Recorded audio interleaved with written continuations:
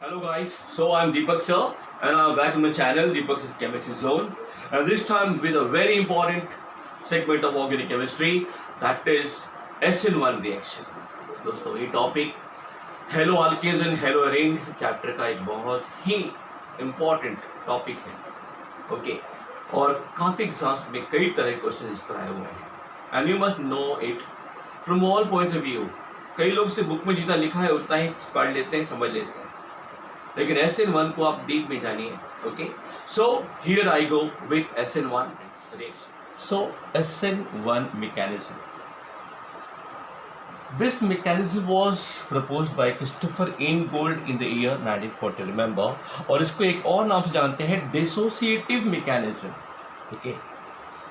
Now, what is basically mean by this term SN1? Okay. So आप पहले यहाँ देखिए, एक अल्काहलाइड में अगर एक न्यूक्लियोफाइल अटैक करता है और वो रिप्लेस करता है X को, तो यहाँ पे X बनेगा लीविंग ग्रुप, ओके, जो बाहर निकल रहा है, और nucleophile is the incoming group, okay. So it's a nucleophilic attack, okay. Thing is ये रिएक्शन कई तरह के मैकेनिज्म से होता है, ओके। उसमें से SN1 एक बहुत ही अहम, बहुत ही इम्पॉर्टेंट मैकेनिज्म है। क्लियर? यहाँ पे SN1 का मतलब होता है N मतलब न्यूक्लियोफिलिक, S मतलब सब्स्टिट्यूशन, यूनिमोलिकुलर रिएक्शन। 1 का मतलब होता है यूनिमोलिकुलर, इसका मतलब बहुत ही साफ है दोस्तों। ये केमिकल काइनेटिक्स आप पढ़ोगे तो मालूम पड़ेगा कि rate depends upon the slowest step, और इसके मैकेनिज्म में स्लोएस्ट स्टेप में केवल सबस्ट्रेट ही होता है। सबस्ट्रेट मतलब जिस पर अटैक होना होता है, जैसे ये halide, that is substrate. It does not depend upon the concentration of nucleophile, and so only one species is involved in the slowest step. इसलिए हम इसको unimolecular कहते हैं. Remember this term, unimolecular. And this is a two-step mechanism. Okay, is a two-step mechanism. Let us understand the very first step over here. First step क्या होता है दोस्तों यहाँ पर? तो फॉर्मेशन ऑफ अ कार्बोकैटायन। यहाँ मैंने सबस्ट्रेट लिया है, you can see this is tetrahedral. Tetrahedral का मतलब साफ है कि यहाँ पे एंगल 109 डिग्री के आसपास होना चाहिए because of sp3 carbon. So all 4 bonds are oriented at the 4 different angles of regular tetrahedron, okay. एक स्लो स्टेप में लिविंग ग्रुप पहले डिटैच होता है और ये बनता है व्हाट? कार्बोकेट। क्योंकि C यहाँ पे sp3 कार्बन था, ये sp3 था, उससे sp2 बन गया क्योंकि अब एक बॉन्ड चला गया उसका, अब केवल 3 बॉन्ड पेयर रह गए, मतलब अब 3 ही ऑर्बिटल चाहिए, that is sp2 hybrid. And sp2 hybrid मतलब प्लेनर ज्योमेट्री वाला होता है स्पीशीज, ओके। क्योंकि स्लो स्टेप में केवल सबस्ट्रेट शामिल है, तो हम बोलेंगे कि rate is proportional to concentration of substrate only, and therefore it is unimolecular, okay. Now second step जो होता है फास्ट होता है। अब यहाँ पर प्लेनर है ज्योमेट्री की, that is a carbocation, okay. तो carbocation is planar, nucleophile can attack from the front side or from the back side. तो 2 तरह का हमें मिलता है प्रोडक्ट, रिमेंबर। एक हमें मिला इस तरह से, कैन यू सी यहाँ पे न्यूक्लियोफाइल बिल्कुल उसी जगह पर लग गया है जहाँ पर वो लिविंग ग्रुप था पहले, उसी दिशा में, ओके। अगर जैसे ये अंगूठा मेरा है, मैं बता रहा हूँ बॉन्ड, ये लिविंग ग्रुप था, तो न्यूक्लियोफाइल भी इधर ही आके लगा। इसको हम बोलते हैं retention product. This configuration is retention configuration, मतलब इसने अपनी ज्योमेट्री मेंटेन रखी, ओके। और दूसरा हमें मिलेगा इनवर्टेड प्रोडक्ट। आप देख सकते न्यूक्लियोफाइल बिल्कुल अपोजिट दिशा में जाके अटैक किया पीछे से, क्योंकि लिविंग ग्रुप हमारा इस साइड है। जैसे अगर ये लिविंग ग्रुप था तो हमारा जो बना प्रोडक्ट वो इस तरह से इन्वर्ट हो गया. ओके, अंगूठा you can see this totally this two are inverted configuration. तो हमें मिलता है इन्वर्ट. अब काफ़ी लोग इसको समझाते हैं कि ये दोनों 50-50% मिलता है. तो हम इस प्रोसेस को हम बोलते हैं racemisation. Racemisation. Okay, racemic mixture क्या होता है, you will get to know in optical isomerism topic. Short में बोल दो, अगर एक कार्बन कीरल कार्बन है, कीरल कार्बन मतलब ऐसा कार्बन जिसमें चारों ग्रुप्स अलग लगे हो, अलग, बिल्कुल अलग. ओके, तब अगर ऐसे हमें प्रोडक्ट्स मिलते हैं, okay, in the equal number, then the mixture is called a racemic mixture which contains retention configuration and inverted configuration in equal proportion. But actually में इस रिएक्शन में रेसिमाइजेशन 100% नहीं होता. It's a partial racemisation and there is some proportion of inversion. तो हमें inverted product ज़्यादा मिलेगा compare to the retention. ऐसा क्यों मिलता है, let us understand this. Okay दोस्तों, अब हम समझते हैं कि हमें प्योर 100% रेसिमाइजेशन क्यों नहीं मिलता. क्यों 50% रिटेंशन कॉन्फ़िगरेशन और 50% इन्वर्टेड कॉन्फ़िगरेशन नहीं मिल पाता. इनफैक्ट इन्वर्टेड कॉन्फ़िगरेशन ज़्यादा मिलता है compare to the retention. Look here, first step पे कार्बोकेटायन मिलता है. रिमेंबर, लिविंग ग्रुप जब निकलता होता है, अगर उसी समय न्यूक्लियोफाइल अटैक किया तो this leaving group will block nucleophile. ये सामने से उसको आने नहीं देगा, रिपेल, बिकॉज दोनों को चार्ज सेम है, तो दोनों का इलेक्ट्रॉन आपस में रिपेल करेगा, तो न्यूक्लियोफाइल सामने से अटैक नहीं कर पाएगा. ओके, सो वो बैक साइड से अटैक करेगा अगर न्यूक्लियोफाइल स्टार्टिंग में अटैक कर लिया था. इसलिए हमें मिलेगा inverted configuration, that is inversion. Okay, अगर लिविंग ग्रुप हमारा इस दिशा में था ओरिजिनल सबस्ट्रेट में, तो न्यूक्लियोफाइल इस दिशा में आएगा. Clear? Now if you look at this side, अगर कुछ समय के बाद ओके लिविंग ग्रुप दूर हो जाता है, काफ़ी दूर हो जाता है, तब न्यूक्लियोफाइल के पास अब फ्री कार्बोकेटायन का सबस्ट्रेट बचा. अब फ्री कार्बोकेटायन मतलब इसको दोनों पॉसिबिलिटी हो सकती है और उस पर 50% चांस होता है. सो आगे से अटैक करने का और पीछे से अटैक करने का. इसलिए इन्वर्जन भी होता है और रिटेंशन भी होता है. तो ऐसे मिक्सचर को हम बोलेंगे अ रेसिमिक मिक्सचर. तो दोस्तों इतना याद रखना, it's not complete racemisation. Okay, कुछ प्रपोर्शन में होता है. जैसे 98% रेसिमाइजेशन हुआ तो 2% होगा इन्वर्जन. इन्वर्जन तो रहेगा ही कुछ. ओके, कभी कभी इन्वर्जन थोड़ा बढ़ जाता है, कभी कभी रेसिमाइजेशन वाला बढ़ जाता है. Okay, but remember only one line, inversion configuration is more predominant than the retention. So this not 100% racemisation.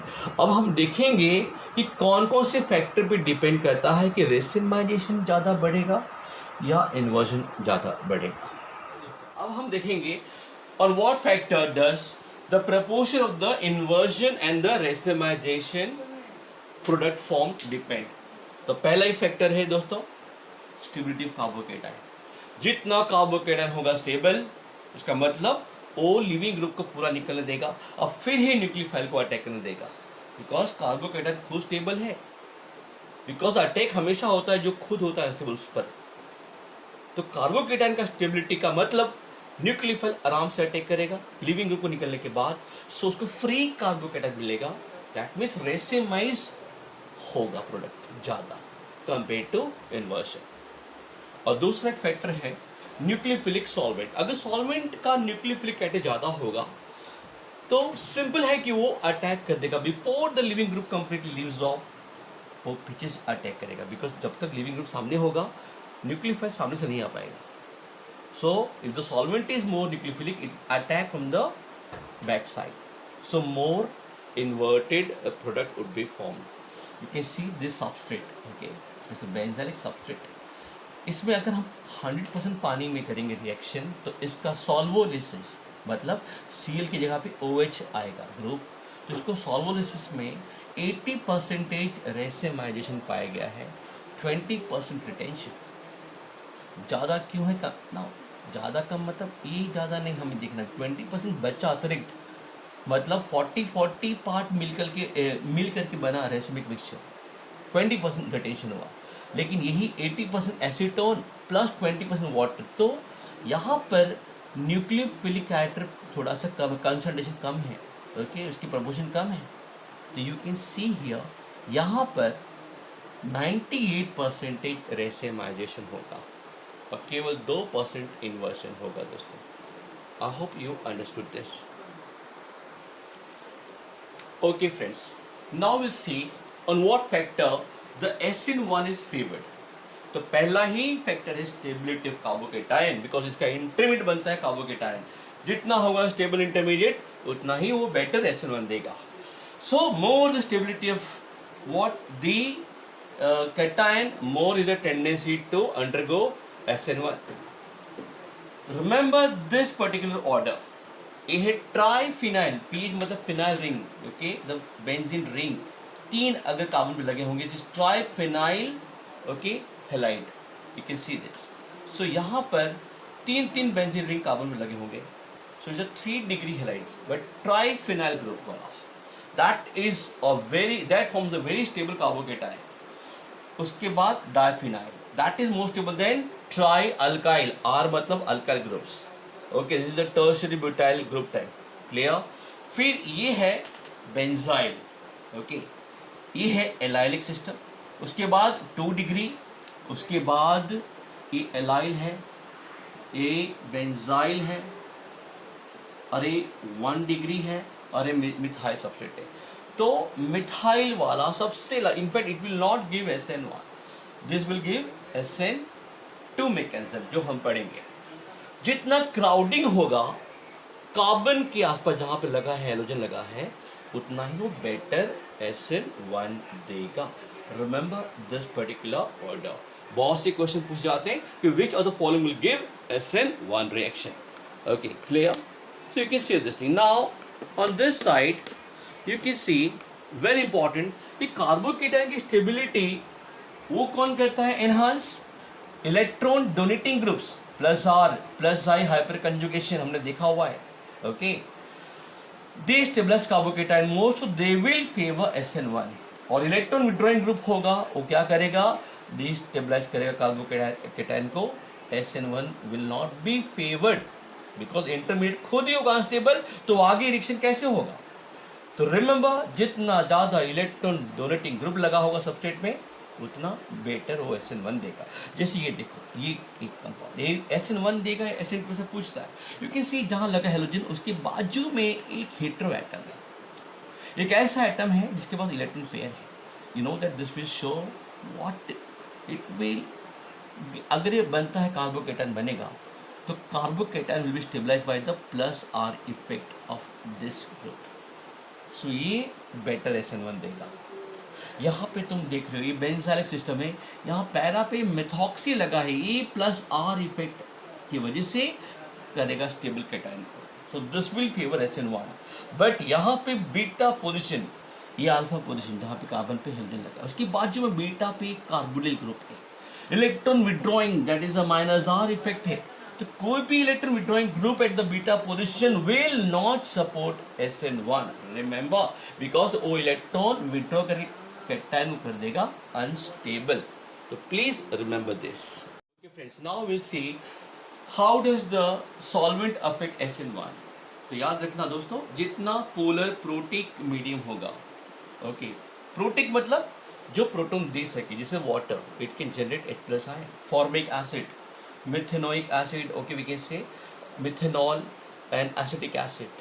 This kind of the solvents are called polar protic medium, they can generate a proton, तो उतना ही वो stable करेंगे carbocation को, okay.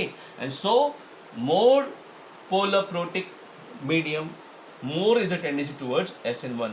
और ये depend करता है दोस्तों उस सॉल्वेंट के डाइलेक्ट्रिक कांस्टेंट के वैल्यू पे।